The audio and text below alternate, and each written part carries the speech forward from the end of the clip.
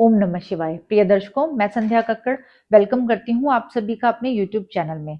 आज हम बात करने वाले हैं कि साल 2026 आप लोगों के लिए कैसा रहने वाला है। आपका करियर, आपका बिजनेस, आपकी जॉब, आपकी love life, married life, student life कैसी रहने वाली है। भाग्य का सपोर्ट आपको कैसा मिलने वाला है। क्योंकि हर किसी के मन में ना ये सवाल होता है कि ये जो नया साल है मेरे लिए कैसा रहने वाला है, मेरी लाइफ में क्या चैलेंजेस आ सकते हैं, कब मुझे प्रिकॉशन लेना है, कब मुझे अलर्ट रहना है, किन चीजों को लेके मैं सावधान रहूं और वो कौन से उपाय करूं जिससे ये जो साल है मेरे फेवर में रहे। इन सारी बातों का आंसर ना आज आपको मिलेगा। तो आइए वीडियो को शुरू करते हैं। आज हम बात करने वाले हैं कि धनु राशि वालों के लिए साल 2026 कैसा रहने वाला है। धनु राशि, जिसके राशि स्वामी जो है वो जुपिटर है, जो कि साल में 2 बार गोचर करने वाले हैं और साल की शुरुआत में 7th हाउस में मिथुन राशि में रहने वाले हैं और उसके बाद जो है 8th हाउस में और फिर उसके बाद 9th हाउस में गोचर करेंगे। तो सबसे पहले आप लोगों की ना हम बात करने वाले हैं कि आप लोगों का करियर कैसा रहेगा। अब करियर की बात करें तो आपके 10th हाउस से हम आपके करियर को देखते हैं और जिसके लॉर्ड बनते हैं बुध देव।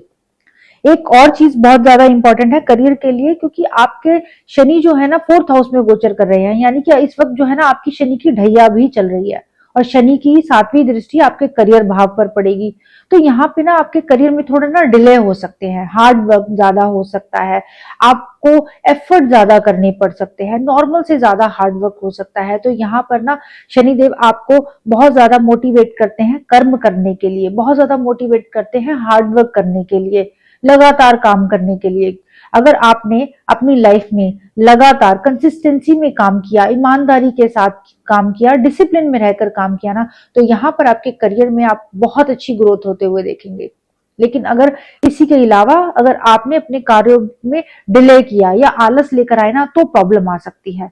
जो लोग रियल स्टेट के काम में हैं, जो लोग वास्तु से रिलेटेड काम में हैं, ऑकल्ट में, रिसर्च की फील्ड में है ना, उन लोगों के लिए ये साल बहुत अच्छा रहने वाला है।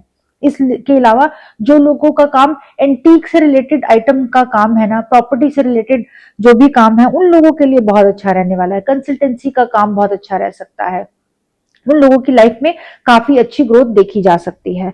10th हाउस के जो लॉर्ड बनते हैं वो बुध देव हैं और जो कि 11 अप्रैल से लेकर 29 अप्रैल तक नीच के होकर गोचर करेंगे मीन राशि में।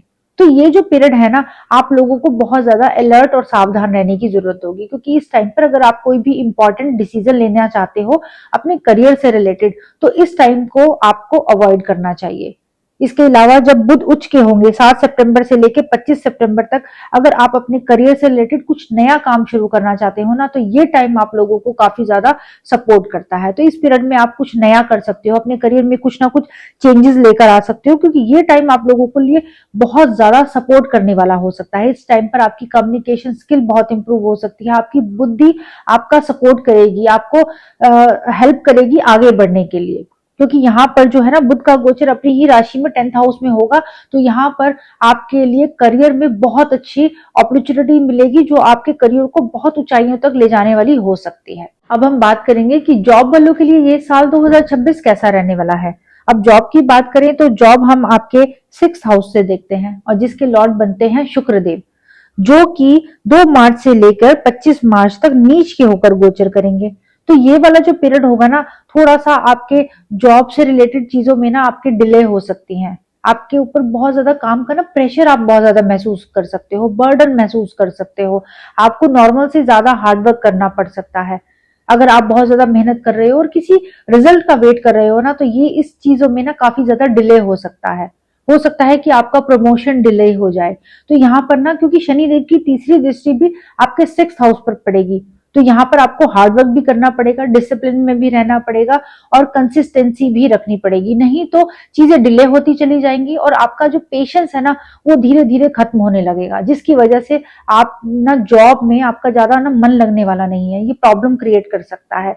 तो कोशिश करें इस टाइम पर थोड़ा पेशेंस रखें, अपने हार्डवर्क को बढ़ाएं। जितना आप अपने हार्डवर्क को बढ़ाएंगे, जितना आप ऑनेस्टी से अपने काम को करेंगे, उतने ही ज्यादा आपको अच्छे रिजल्ट भी मिलेंगे। अब हम बात करने वाले हैं आप लोगों की लव लाइफ कैसे रहने वाली है। अब लव लाइफ को देखने के लिए ना हम आपके फिफ्थ हाउस को ही देखते हैं, क्योंकि फिफ्थ हाउस ना एजुकेशन का भी भाव है और आपकी लव लाइफ का भी भाव है। तो फिफ्थ हाउस से हम आपकी लव लाइफ को भी देखते हैं। और इसके ऊपर केतु का 9वीं दृष्टि भी पड़ रही है। तो यहाँ पर केतु जो है ना आपके रिश्तों में डिटैच करने का काम करते हैं। आपके आइसोलेशन का भाव आने लग जाता है, आपके रिश्तों में कहीं ना कहीं दूरियां हो जाती हैं। लॉन्ग डिस्टेंस रिलेशनशिप जिसको बोलते हैं ना, ऐसी स्थिति आपके रिलेशनशिप में बन सकती है। इसके अलावा यहाँ पर जो है ना आप अपने रिश्ते को लेकर थोड़े कंफ्यूज हो सकते हो, ट्रस्ट इशू आ सकते हैं। तो यहाँ पर आपके रिलेशनशिप में ना कहीं ब्रेक दिलाने का काम कर जाते हैं केतु देव। लेकिन एक बहुत अच्छी बात होगी, जब 31 अक्टूबर को गुरु का गोचर सिंह राशि में 9th हाउस में होगा ना, और गुरु केतु का कॉम्बिनेशन होगा, तब गुरु की 9वीं दृष्टि आपके लव भाव पर पड़ेगी। तो यहाँ पर तब सिचुएशन आपके बहुत ज्यादा फेवर में हो सकती है। इस टाइम पर आपका लव अट्रैक्शन भी होगा, आपके रिश्तों में बॉन्डिंग भी होगी, अटैचमेंट भी होगी, और आपके रिश्तों में ट्रस्ट भी बढ़ेगा। तो ये वाला जो टाइम है ना, 31 अक्टूबर के बाद का जो टाइम है, आप लोगों के लिए काफी ज्यादा सपोर्टिव रह सकता है। अब हम बात करने वाले हैं कि मैरिड कपल्स के लिए ये साल 2026 कैसा रहने वाला है। अब मैरिड लाइफ को देखने के लिए हम आपके 7th हाउस को देखते हैं, क्योंकि 7th हाउस से ही आपकी मैरिज को देखा जाता है। और 7th हाउस के जो लॉर्ड बनते हैं वो बुध देव बनते हैं। और 7th हाउस में जो गोचर कर रहे हैं, यानी कि साल की जब शुरुआत होगी ना, तो गुरु का गोचर आपके 7th हाउस में होगा, जो कि आप लोगों के लिए काफी सपोर्टिव हो सकता है। आपके रिश्तों में अटैचमेंट होगी, बॉन्डिंग होगी, और रिश्तों में ट्रस्ट भी होगा, क्योंकि जुपिटर यहाँ पर बैठे हुए हैं तो चीजों को कहीं ना कहीं बैलेंस करने का काम भी कर देते हैं। लेकिन यहाँ पर अगर आपको अपने रिश्तों में आपने ईमानदारी रखी, एक दूसरे को सपोर्ट किया, रेस्पेक्ट की, तभी ये चीजें चलेगी, नहीं तो प्रॉब्लम ये क्रिएट हो सकती है।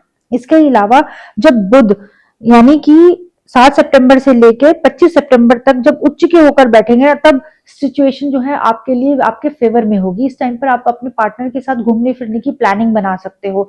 आपके पार्टनर के थ्रू आपके करियर में काफी अच्छी ग्रोथ हो सकती है। आपका पार्टनर जो है ना आपके करियर में सपोर्ट करने वाला हो सकता है, गाइड करने वाला हो सकता है। तो ये पीरियड आप लोगों के लिए काफी अच्छा रहने वाला है। इसके अलावा जब बुध नीच के होंगे ना 11 अप्रैल से लेकर 29 अप्रैल तक, तब ये सिचुएशन थोड़ी सी प्रॉब्लम दे सकती है। इस टाइम पर आपके रिश्तों में आपकी कम्युनिकेशन गैप की वजह से प्रॉब्लम आ सकता है। तो कोशिश करें इस साल अपने पार्टनर के साथ ना अपनी कम्युनिकेशन को सही रखें, अपने पार्टनर को रिस्पेक्ट करें, केयर करें, और एक दूसरे को थोड़ा सा टाइम जरूर दें। अब हम बात करेंगे कि स्टूडेंट्स के लिए ये साल 2026 कैसा रहने वाला है।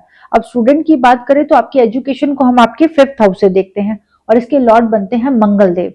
एक सबसे इंपॉर्टेंट चीज ये है कि केतु जो है ना 9th हाउस में बैठकर अपनी 9वीं दृष्टि से आपके 5th हाउस यानी कि एजुकेशन के भाव को देखेंगे। तो यहाँ पर केतु आपको कंफ्यूज करने का काम करते हैं, आपको भ्रमित करने का काम करते हैं। यहाँ पर जो है ना आपका पढ़ाई में जो है ना मन थोड़ा धीरे धीरे कम लगने लगता है, आपका फोकस डिस्टर्ब हो जाता है। जो आपने अपनी प्लानिंग बना रखी होती है, जो आपने अपने गोल सेट कर रखे होते हैं, उसको अचीव करने में ना आपको बहुत ज्यादा टाइम लगता है। आप अपने जो भी करियर में आपने कोई सब्जेक्ट जो ले रखे हैं, जिस भी चीज में आप पढ़ाई कर रहे हो, उसको लेकर ना आप काफी कंफ्यूज हो सकते हो। तो यहाँ पर केतु की 9वीं दृष्टि ना आपको कंफ्यूज करने का, भ्रमित करने का काम करती है। तो यहाँ पर आपको केतु की वजह से थोड़ी दिक्कतें देखने को मिल सकती है। अदरवाइज जो 5th हाउस के लॉर्ड बनते हैं वो मंगल देव बनते हैं, जो कि 16 जनवरी से लेकर 22 फरवरी तक उच्च के होकर बैठेंगे। तो ये टाइम आप लोगों के लिए काफी सपोर्टिव हो सकता है। इस टाइम पर आपको नई नई चीजें सीखने का मौका मिल सकता है, अपनी स्किल इंप्रूवमेंट का आपको मौका मिल सकता है। यहाँ पर आपका परिवार, आपका जो फैमिली है ना, वो आपको काफी ज्यादा सपोर्ट करने वाली हो सकती है। आप इस टाइम पर स्टडी के साथ साथ जो है स्पोर्ट्स में आपकी रुचि बहुत ज्यादा हो सकती है, और उसमें आप बहुत अच्छा परफॉर्म करने वाले भी हो सकते हो, क्योंकि 5th हाउस जो है ना क्रिएटिविटी का भी भाव है। तो इस टाइम पर आप काफी क्रिएटिव होने वाले हो। लेकिन एक चीज जो है 18 सितंबर से लेकर 11 नवंबर तक जब मंगल नीच के होकर गोचर करेंगे ना, तो ये पीरियड आप लोगों के लिए थोड़ा सा अलर्ट रहने की जरूरत होगी। इस टाइम पर अपना फोकस बिल्कुल डिस्टर्ब ना होने दे, और ना ही अपनी संगत को खराब होने दे। अब हम बात करने वाले हैं कि आप लोगों की हेल्थ पूरे साल में कैसे रहने वाली है। अब हेल्थ की बात करें ना, तो आपके लग्न के स्वामी यानी कि आपके जो राशि के स्वामी हैं वो बनते हैं बृहस्पति देव, जो कि 7th हाउस में गोचर करेंगे।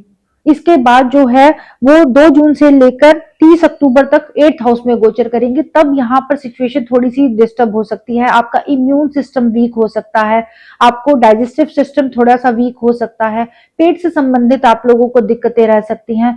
यहाँ पर आपको ना इस साल ना मोटापे की दिक्कत भी हो सकती है, यानी कि आपका जो वेट है ना इस साल आप गेन कर सकते हो, तो इस चीज पे आपको थोड़ा सा कंट्रोल रखना चाहिए। आप अपने खाने पीने की हैबिट पर थोड़ा सा कंट्रोल रखें, डेली रूटीन अपना सेट रखेंगे तो ये आपको हेल्प करेगा। अब हम बात करेंगे कि इस साल में ना आपका भाग्य कितना सपोर्ट करने वाला है। अब भाग्य की बात करें तो आपके भाग्य को हम आपके 9th हाउस से देखते हैं, और 9th हाउस में केतु का गोचर है।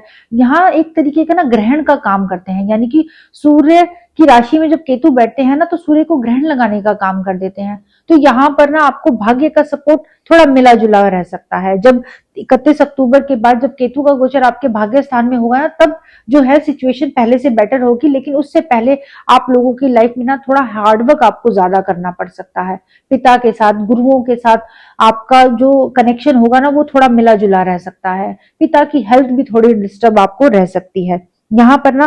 लेकिन एक चीज होगी, 30 अक्टूबर के बाद आपको कुछ नया नया सीखने को मौका मिलेगा, स्किल इंप्रूवमेंट आप लोग कर सकते हो। भाग्य का सपोर्ट आप लोगों को 31 अक्टूबर के बाद ज्यादा देखने को मिलेगा। अब हम बात करेंगे कि वो कौन से उपाय करें जिससे ये जो साल है ना आपके फेवर में रहे। आप लोग क्या कर सकते हैं? आप सबसे पहले अपनी राशि के स्वामी यानी कि जुपिटर को सही रखने के लिए ना अपने माथे, नाभि, जुबान पर केसर लगाना शुरू कर दीजिए। आप विष्णु सहस्त्र नाम का पाठ जो है रेगुलर बेस पर करके देखिए। आप पीपल के, केले के पेड़ ज्यादा से ज्यादा लगाएं, उनमें जल दें, उनकी सेवा करें, अपने पिता गुरुओं का सम्मान करें। इसके अलावा आपके जो भाग्य के स्वामी बनते हैं वो सूर्य देव बनते हैं, तो सूर्य को प्रणाम करना शुरू कर दीजिए। अपना डेली रूटीन सही रखना शुरू कर दीजिए। आप धर्म से जुड़े रहें। तो आशा करते हैं ये जो साल 2026 है ना आप लोगों के लिए बहुत सारी खुशियां और कामयाबी लेकर आएगा। ओम नमः शिवाय।